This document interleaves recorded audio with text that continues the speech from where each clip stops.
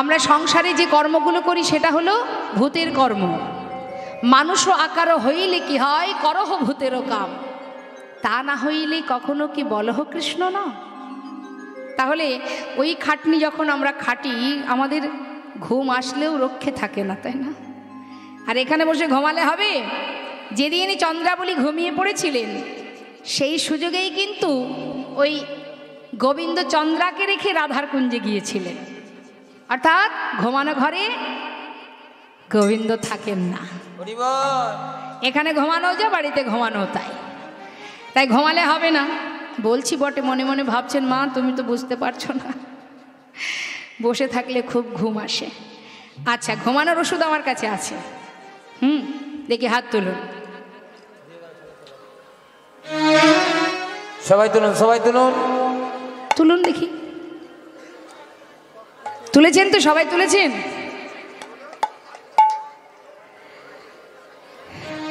যাদের যাদের ঘুম আসছে আগে তারা তুলুন। কি হলো মা? তুলুন, হাত তুলুন, হাত তুলুন।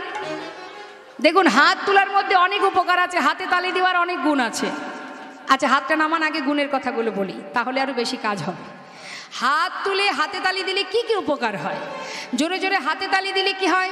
আমাদের শরীরে অনেক রোগ সেরে যাবে। এটা ওই যে রামদেবজি বলেছেন না, হ্যাঁ, এটাকে একটা প্রাণায়াম বলা হয়। যদি জোরে জোরে হাতে তালি দেওয়া হয় শরীরের অনেক ব্যাধি সেরে যায়, এই একটা উপকার। আবার জোরে জোরে হাতে তালি দিলে কি হয়? অলসতা কেটে যায়, জড়তা কেটে যায়। ওই যে হাই উঠছে দেখছেন তো, ওগুলো কেটে যাবে। তাহলে দুটো উপকার। অনেকে দেখবেন আবার হাতে তালি দিতে গেলে বসে বসে হাতে তালি দেয়, কিন্তু কিভাবে দেয়? দেয় না। এই মনে করুন তার একটু টাকা পয়সা আছে, সে কিন্তু জোরে জোরে হাত তুলে হাতে তালি দিতে পারবে না। কেন? একটু সম্মানে বেঁধে যাচ্ছে।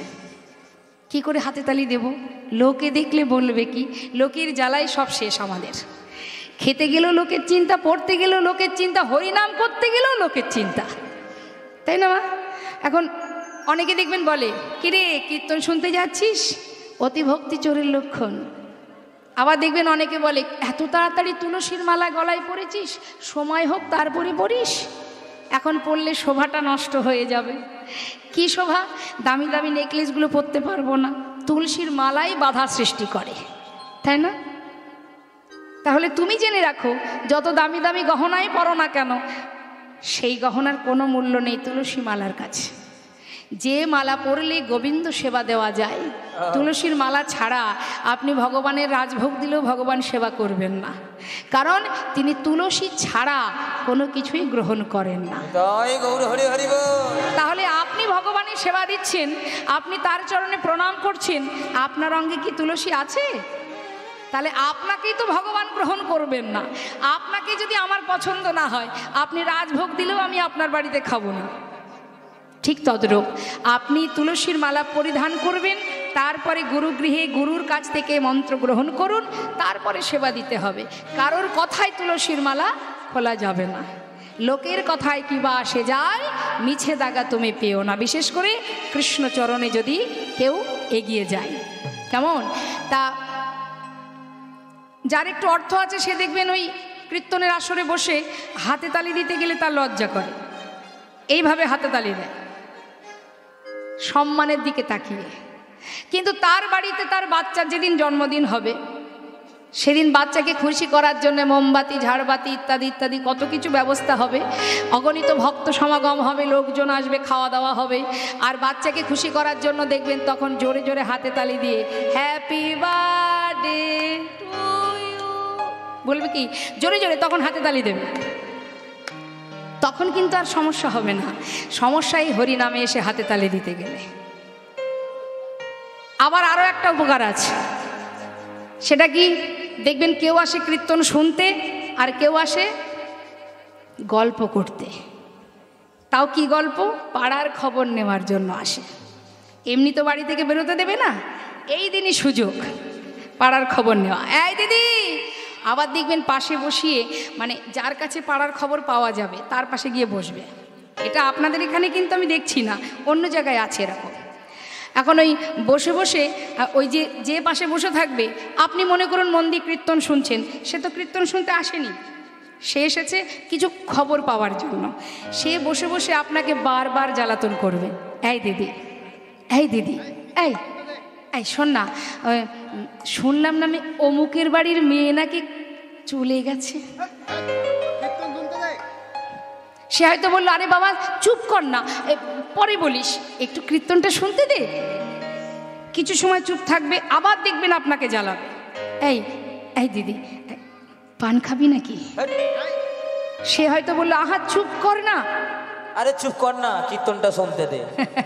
দেখবেন মা, এইরকমও অনেক ব্যক্তি আছে যারা হরিবাসরে বসে নিজে তো শুনবেই না, পাশের জনকে শুনতেও দেবে না। তার ক্ষেত্রে আপনার একটাই কাজ, কথার উত্তর তো দেওয়াই যাবে না, বরং আপনি কি করবেন, কীর্তন শুনতে শুনতে দুহাত তুলে যখন আপনি তালে তালে সাধুগুরুর সঙ্গে মিলে একসঙ্গে হাতে তালি দিয়ে জোরে জোরে হরিনাম করবেন, দেখবেন হয়তো কিছুক্ষণ পরে সে আপনার পাশে আর নেই, চলে যাবে। তাহলে এই ধরনের কীট পতঙ্গ আবর্জনাকে দূর করতে হলে জোরে জোরে নাম করতে হবে, হাত তুলে, হাত তুলে, হাত তুলে। সেই পারবে জোরে জোরে হাতে তালি দিতে যার আত্মার সঙ্গে পরমাত্মার মিলন ঘটে। হরি বল, হরি বল। আপনারা এখানে বসে আছেন আমার কথা শোনার জন্য কিন্তু নয়। আমি যদি আমার কথা বলি আপনারা এক্ষুনি উঠে চলে যাবেন, আমি জানি, কিন্তু যাকে কখনো চোখে দেখেননি তার কথা শোনার জন্য আপনারা এখানে বসে আছেন ঘন্টার পর ঘন্টা। তাহলে আপনাদের বসিয়ে রেখেছে কে? আমি না, কে বসিয়ে রেখেছে? আমার গোবিন্দ। হ্যাঁ, তো একবার তার চরণ স্মরণ করে দেখি গোবিন্দকে কে কে ভালোবাসে, শেষে হাত তুলবেন, হরি বল, হরি বলি দাই গৌর হরি বল। এবার হাতে তালি দিয়ে সবাই মিলে আমরা গাইব, ছল ছল নয়নে হাসি মাখা বদনে আনন্দ কাননে একবার ভ্রময়নী বা। হাত তুলে হরি বল, হরি বল মনি রে আমার, হরি বল, হরি বল মনি রে আমার, হরি বল, হরি বল মনি রে আমার, হরি বল।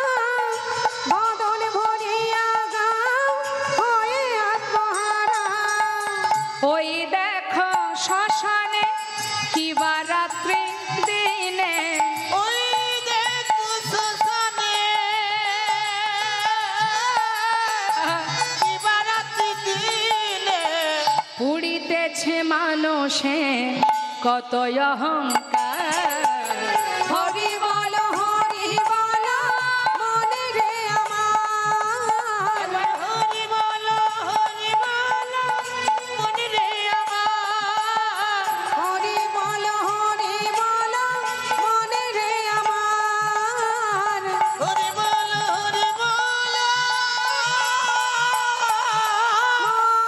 মনে রে আমার। হরি বল, হরি বল নিতাই গৌর হরি বল। আর ঘুমালে হবে না। এবার দেখুন কি হলো বাবা, প্রভু তো চলে গেলেন, আর এদিকে গোবিন্দ ঘোষ প্রভুর কথা মতো প্রতিদিন ভিক্ষা করে যা পান দিনে 4 বার সেবা দেন। আস্তে ওই যে প্রভু বলে গেলেন বিবাহ করবে, 1 বছর যেতে না যেতেই সুকন্যার সন্ধান পেল, শুভ দিন দেখে শুভ বিবাহ সম্পন্ন করলেন। বিবাহ হলো, স্ত্রীকে ঘরে নিয়ে এলো। সেদিন থেকে ভগবানের সেবা 4 বারের জায়গায় 3 বার হয়ে গেল। যতই হোক তার দিকেও তো একটু সময় দিতে হচ্ছে, ওই জন্য এই দিকে সময়টা একটু কমে গেছে। 1 বছর যেতে না যেতে একটি পুত্র সন্তান হলো, ছেলের নাম রাখলেন ভগবানের নামে। ভগবানের নাম কি? গোপীনাথ। ছেলেরও নাম রেখেছে গোপীনাথ। আমি 2 পুত্রের পিতা, এক বিগ্রহ গোপীনাথ, এক আমার পুত্র গোপীনাথ। যেদিন ছেলে ঘরে এলো সেদিন থেকে ভগবানের সেবা আরও 1 বার কমে গেল। সংসার বড় হচ্ছে তো, 4 বারের জায়গায় হয়ে গেল দিনে 2 বার। এটা শুধু গোবিন্দ ঘোষ কেন, এটা আমাদেরও হয়। কি হয়তো সংসার যখন বড় হয়ে যায় তখন আর ভগবানের সেবা দেবার সময় হয়ে ওঠে না, নানান কাজে ব্যস্ত থাকতে থাকতে, তাই তো? তা ভগবান যেমন দেন বাবা, তেমন ইচ্ছা করলে কেড়েও নেন। তার প্রমাণ দেখুন, গোবিন্দ ঘোষ দিনে 2 বার সেবা দেন। প্রভু দেখলেন ভক্ত মায়ার বাঁধনে আবদ্ধ হচ্ছে, তাই যেমন মায়া দিয়েছি মায়াকে কাটিয়ে নিতে হবে। কিভাবে কাটাচ্ছেন? সর্বাগ্রে কাটালেন তার স্ত্রীকে। ভিক্ষা করে এসে ডাকছে, মাধবী যা কিছু ভিক্ষা করেছি 2 ভাগ করো, 1 ভাগ রন্ধন করো আর 1 ভাগ রেখে দাও। আমি চললাম স্নান করতে, স্নান করে এসে গোপীনাথের সেবা দেব। স্নান করে এসে দেখছেন কি ভিক্ষার ঝোলাটা যেখানে রেখেছিলেন সেইখানে পড়ে আছে, রান্না হয়নি। কি হলো? এত বেলা হলো এখনো রন্ধন হলো না। মাধবী, ও মাধবী, গেলে কোথায় তুমি? মাধবী! ডাকতে ডাকতে ঘরের ভিতরে প্রবেশ করে দেখছেন বিগ্রহ গোপীনাথের চরণে তার স্ত্রী মাধবী উপর হয়ে পড়ে আছে। দরজার কাছে দাঁড়িয়ে ডাকছে, মাধবী, ও মাধবী, কি হলো? গোপীনাথের চরণ ধরে পড়ে আছো যে, ওঠো, রন্ধন করো, কত বেলা হয়েছে, সেবা দিতে হবে। আরে বাবা, মনের কথা পরে বলা যাবে, ওঠো ওঠো। কি হলো? কথার উত্তর দিচ্ছ না? আমার কথা কি তুমি শুনতে পাচ্ছ না? মাধবী! ডাকতে ডাকতে মাধবীর কাছে গিয়ে যেই না তার অঙ্গ পরশ করেছেন, দেখছেন অসার দেহ। বুকের মধ্যে চেপে ধরে চিৎকার করে উঠলেন, গোপীনাথ! গোপীনাথ, তুমি কি করলে গোপীনাথ? তুমি আমার স্ত্রীকে কেড়ে নিলে কেন? বলো, কি অপরাধ করেছিল আমার মাধবী? কেন কেড়ে নিলে তুমি? বুকের মধ্যে চেপে ধরে কাজ। পাড়াপড়শি ছুটতে ছুটতে সবাই এলো তার ঘরে, দেখছে কোলের মধ্যে আছে তার স্ত্রী মাধবী, অসার দেহ। আহা! পাড়াপড়শির যে ধর্মমা ছুটে এসে মাথায় হাত দিয়ে সান্ত্বনা দিয়ে বলছে, শান্ত হও গোবিন্দ, তোমার যদি হতো সে তোমায় ছেড়ে যেত না। হে তারই দেওয়া, যে দিয়েছে সেই নিয়েছে। কেঁদো না, শান্ত হও। তোমার একটা সন্তান আছে, তার চিন্তা করো, তাকে নিয়ে ভালো থাকো। সান্ত্বনা পেয়ে মাধবী শেষকৃত্য করলেন নিজে হাতে। গোবিন্দ ঘোষ শেষকৃত্য করে ছোট্ট শিশুকে নিয়ে, পুত্র গোপীনাথকে নিয়ে তার দিন কেটে যায়। কিছুদিন যেতে যেতে ছেলের বয়স হয়ে গেল 5 বছর। 5 বছরের সন্তান মা বাবাকে চিনতে শেখে, মাঠে গিয়ে খেলা করে। তারই সমবয়সী বন্ধু যারা সন্ধ্যা হবার সাথে সাথে তাদের মায়েরা কোলে করে ঘরে নিয়ে যায়। আর এখান থেকেই তার প্রশ্ন মনের মধ্যে জেগে যায়। সকলের মা সন্তানকে কোলে করে ঘরে নিয়ে যায়, আমার মা কোথায়? 5 বছরের ছেলে ঘরে ফিরে এসে বাবা ভিক্ষা থেকে আসা মাত্রই বাবার কোলে বসে জিজ্ঞাসা করছে, বাবা, সকলের তো মা আছে, আমার মা কই? বলো না বাবা, আমার মা কোথায়? আমার মা তো আমাকে খাওয়ায় না, আমাকে আদর করে না, আমাকে ঘুম পড়ায় না, ভালোবাসে না, কোথায় আমার মা? গোবিন্দ ঘোষ সন্তানকে বুকের মধ্যে জড়িয়ে ধরে বলে, ওরে, আমি তো আছি, আমি তোর মা, আমি তোর বাবা। কিন্তু সন্তানের উত্তর তো এটা নয়।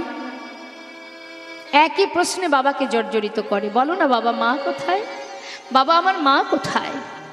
সহ্য করতে না পেরে বললেন, মায়ের কথা জানতে চাস? তবে যা, মন্দিরে যে আছে ওর কাছে গিয়ে জিজ্ঞাসা কর। ছোট্ট ছেলে বাবার কথাটাকে বিশ্বাস করেছে। যেই না বাবা স্নান করতে গেছে, ঠিক তার পরের দিন দুপুরবেলা ধীরে ধীরে মন্দিরে প্রবেশ করে বিগ্রহ গোপীনাথের পাশে বসে পুত্র গোপীনাথ করজোড়ে বলছে, গোপীনাথ, বাবা বলল তুমি নাকি জানো আমার মা কোথায়, বলো না আমার মা কোথায়। ও গোপীনাথ, আমার মাকে তো আমি দেখতে পাই না, সে কোথায় আছে? গোপীনাথ বলে দা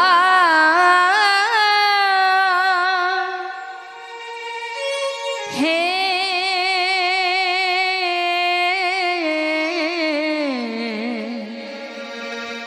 গোপীনাথ, বলো কোথায় আমার মা, বলো কোথায় আমার মা, বলে দাও হে গোপীনাথ, বলো কোথায় আমার মা, ডাকি আমি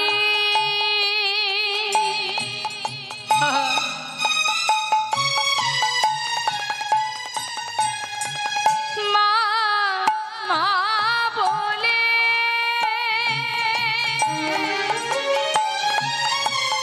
মা যে আমায় নেই না কোলে,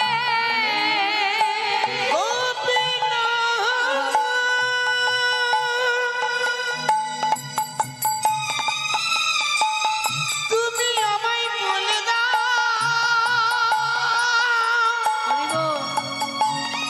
কোথায় আমার মা আছে, আমার মা ছাড়া প্রাণ বাঁচে না,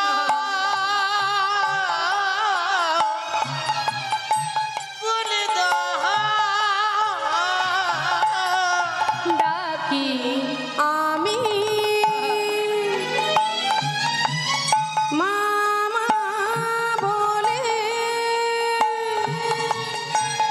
মা যে আমার নেই না কোলে, হারিয়ে গেছে মা যে আমার, গেছে মা আমার। আমি খুঁজে পেলাম না, বলো বলো কোথায় আমার মা, বলে দাও হে গোপীনাথ, বলো বলো কোথায় আমার মা, বলো কোথায় আমার মা। গঙ্গা থেকে স্নান করে নিজের পুত্রকে ঘরে এসে নিজের পুত্রকে ডাকছে, গোপীনাথ। সব মাতা পিতাই সন্তানকে ভালোবাসে। ও গোপীনাথ, কোথায় গেলি বাবা? আয় আমার কোলে আয়, কত সময় তোকে আমি দেখিনি। ডাকতে ডাকতে ঘরের ভেতরে প্রবেশ করে দেখছে তার পুত্র কাঁদছে। কোথায়? বিগ্রহের সামনে বসে। ছুটে গিয়ে সন্তানকে বুকের মধ্যে জড়িয়ে ধরলেন। ওরে কাঁদিস না বাবা, কাঁদিস না। ওরে ও কোনোদিন তোকে বলবে না তোর মা কোথায়। আমি বলছি, আমি তোর মা, আমি তোর বাবা। ওরে আমাকে মা বলে ডাক, আমাকে বাবা বলে ডাক। আমি কোনোদিন তোর কোনো কষ্ট রাখবো না রে। তুই যদি কাঁদিস আমি কোথায় যাব বল? আমি তোর কোনো দুঃখ রাখবো না। তুই আমাকে মা বলে ডাক, আমাকে বাবা বলে ডাক। বলতে বলতে হঠাৎ পুত্রের মুখের দিকে তাকিয়ে দেখছে তার বদন থেকে ঝলকে ঝলকে রুধির ঝরছে। চিৎকার করে দিচ্ছে, গোপীনাথ! গোপীনাথ, তুমি তো আমার স্ত্রীকে কেড়ে নিয়েছো। আমি তো কিচ্ছু বলিনি তোমার। তুমি আমার সন্তানকে কেড়ে নিও না। ও ছাড়া যে আমার আর কেউ নেই। কেড়ে নিও না।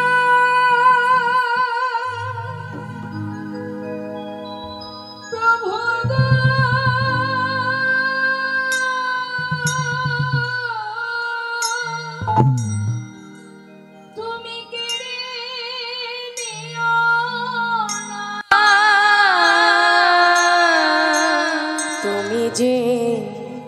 ব্যথারি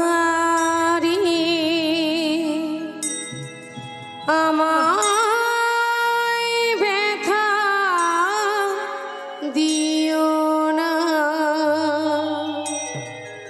দিলে যদি পুত্র মরে কেড়ে কেন নিতে যাও, পারি না সহিতে প্রভু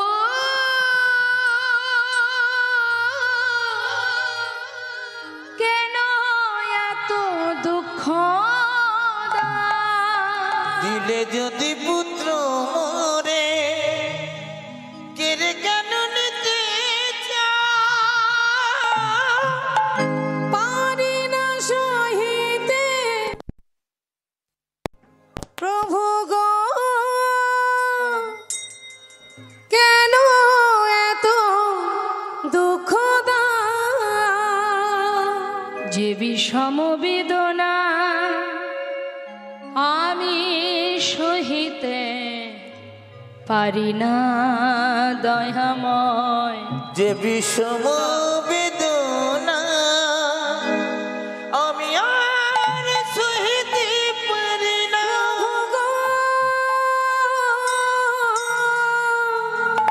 সহিতে পারি না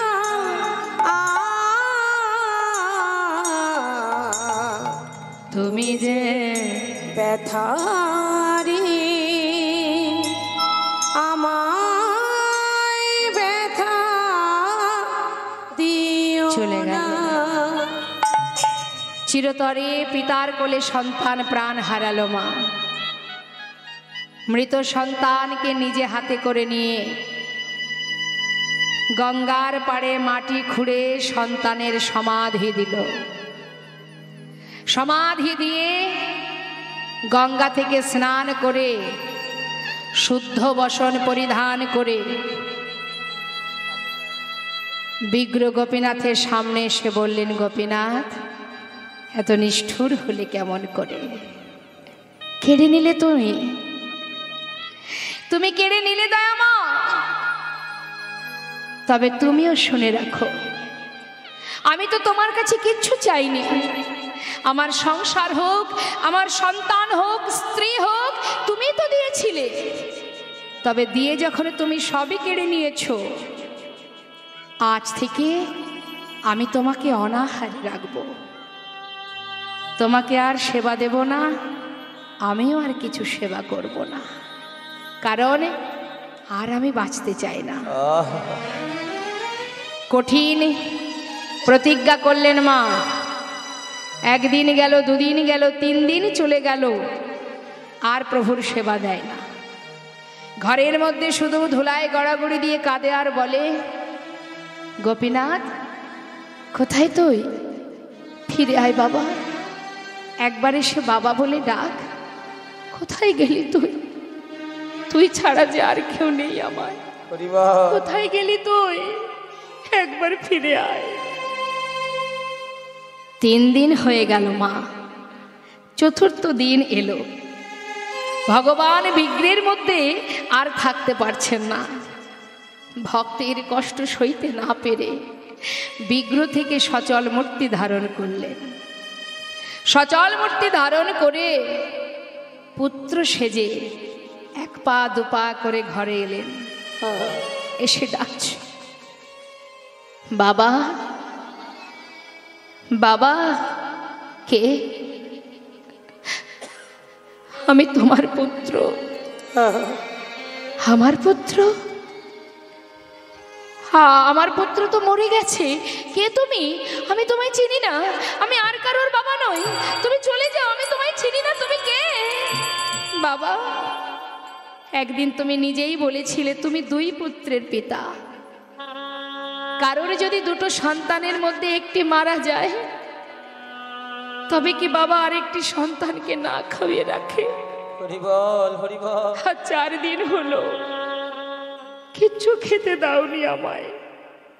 আর পারছি না বাবা, কিছু খেতে দাও। ও তুমি এসেছো। কেন এসেছো তুমি? আমার যে আর কেউ নেই বাবা, আমি তো তোমার পুত্র, আমার পুত্র। জানো তুমি জগতে প্রত্যেকে কেন একটি পুত্র সন্তান চায়? শেষের দিনে মাতা পিতার শেষকৃত্য করার জন্য। আজ তুমি আমার সন্তানকে কেড়ে নিয়েছো, পারবে?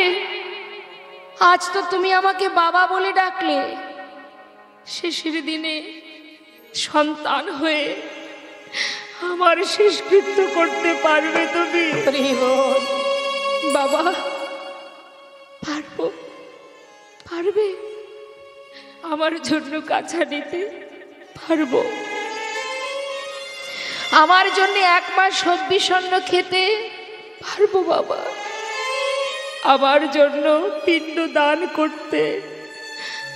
পারবো? পারবো বাবা, পারবো। একদিন নয়, 2 দিন নয়, পৃথিবীতে যতদিন চন্দ্র সূর্যের উদয় হবে ততদিনই আমি তোমার শেষকৃত্য করে যাব। তোমার অঙ্গ স্পর্শ করে কথা দিচ্ছি,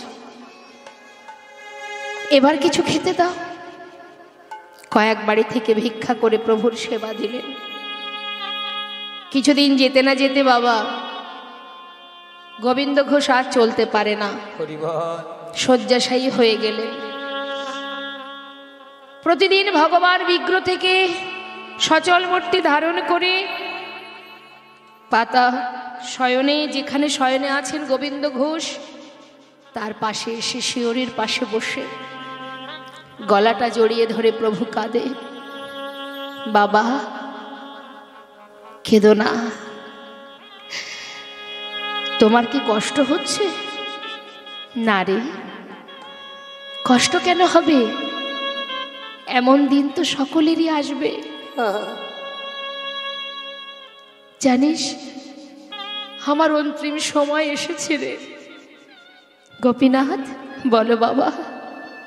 আজ কিন্তু মনে নেই বাবা যে ভগবান পুত্র সে যে পাশে আছে, সব কিছু বিস্মরণ হয়ে গেছে। অন্তিম সময় তো মা কিছুই আর স্মরণে আসছে না, ভেবেছে নিজের পুত্র। তাই বলছি গোপীনাথ, বলো বাবা, আমাকে একটু চরণামৃত এনে দে না। দেব। প্রভু নিজ চরণামৃত তাকে পান করালেন। গোপীনাথ, বলো বাবা, আমার শিয়রের পাশে একজোড়া করতাল আছে, যাবার আগে আমাকে একটু নাম শোনাবি বাবা? শোনাবো। করতাল হাতে করে নিয়ে প্রভু ভক্তের চারিপাশে পুত্র সেজে চোখের জলে বুক ভাসিয়ে কাঁদছে আর মুখে হরিনাম করছে। হরে কৃষ্ণ হরে কৃষ্ণ কৃষ্ণ কৃষ্ণ হরে হরে, হরে রাম হরে রাম রাম রাম হরে হরে। হরে কৃষ্ণ হরে কৃষ্ণ কৃষ্ণ কৃষ্ণ হরে হরে। হরে রাম হরে রাম রাম রাম হরে হরে। হরে কৃষ্ণ হরে কৃষ্ণ কৃষ্ণ কৃষ্ণ হরে হরে, হরে রাম রাম রাম হরে হরে। হরে কৃষ্ণ নিতাই গৌর হরি বল হরি বল। কৃষ্ণ কৃষ্ণ হরে হরে, হরে রাম রাম রাম হরে হরে।